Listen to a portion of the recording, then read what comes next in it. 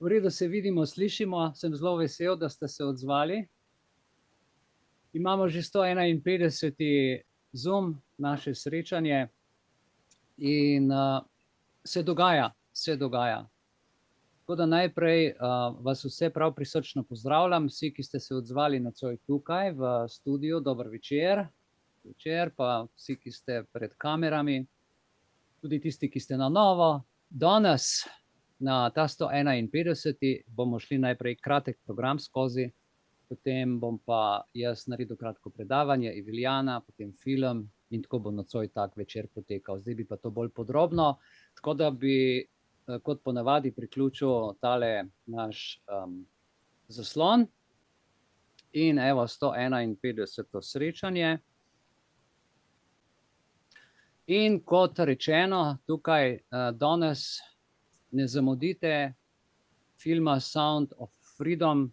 Jaz sem ga že pred 3 meseci želel dobiti, pa ga je bilo nemogoče dobiti.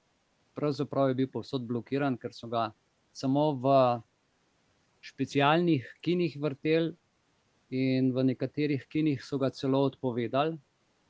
Na omrežjih pa sploh ni šans, na YouTubeu ni šans, da bi se ta film vrtel, pa nikjer drugje, zaradi tega, ker pač pove resnico. Ampak o tem malo kasneje, tako da, če imate čas, je film vreden ogleda. Obvestilo, ki ga imamo za vse tiste, ki ob torkih še ne veste, da imamo s člani, se vsak teden srečamo na Zoom portalu in naslednje srečanje bo 20. februarja, v torek 19:30, pridemo skupaj, klepetamo, menjamo izkušnje. Dobro, vsak malo pove svoje, ali kaj vpraša, tako da smo skupaj, da gradimo to skupnost, kar je zelo, zelo pomembno.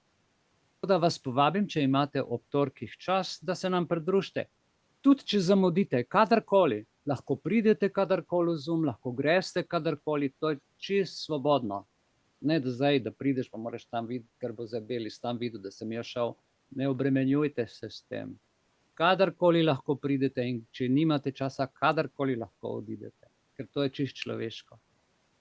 Evo, program srečanja, gremo, danes je sobota, 17. februar. Potem bom jaz čez par minut začel s kukavičjo demokracijo. To bo en zelo zanimiv večer, veliko je za zapovedati. Torej, kako sem na to zadevo naletel, je prav neverjetno. Bom povedal tudi malo zgodbe, ker kukavičji duševni virus in kukavičji duševni parazit obravnava v našem primeru vpliv različnih teh marketinških in družbenih praks. Če pogledaš kukavico in njeno obnašanje, je isto, kot da bi gledal Svetovni gospodarski forum in naš parlament in odloke po obnašanju. Tako da bo zelo zanimiva primerjava.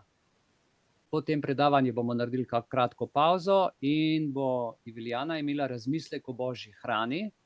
Koncept božje hrane se prepleta skozi zgodovino in religijo. In bo povedala malo več o tem in kako seveda je treba eno in drugo, fizično hrano in duhovno in duševno hrano uporabljati, kdaj in kako. Več o tem bo povedala ona in po njeni predstavitvi bomo tudi verjetno kakšno kratko pauzico naredili, par minut, tako da se razkamotimo, pa Sound of Freedom, zvok svobode.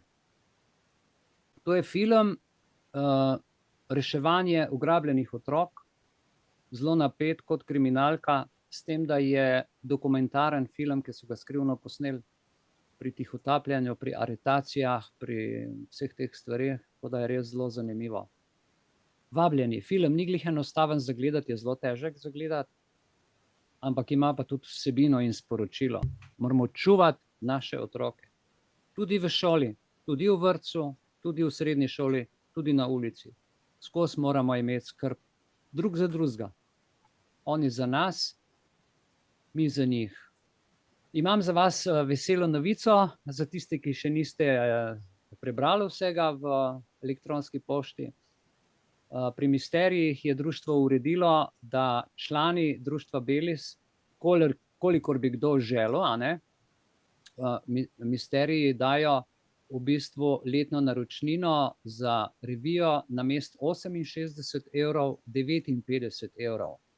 Ampak morate pa tole kodo uporabiti, zaradi tega, ker se potem preveri, da je res član, a ne. Se pravi Belis 2024, tam je tudi potem link, piše naročim s klikom tukaj, to je v mailu, kdor bi želel klikne, da kodo noter in dobi v bistvu s tem popustom. To je direktor gospod Jože Vetrovec, a ne, ponudil društvu in smo z veseljem sprejeli, zakaj pa ne. Tako da hvala lepa Misterijem, gospodu Jožetu in pa, če kdo želi, je to je apolitična revija in je dosti blizu našemu mišljenju. Jaz se veliko z njim pogovarjam in velikokrat da prispevke in članke noter, veste, o stvareh, o katerih se mi tukaj pogovarjamo in debatiramo.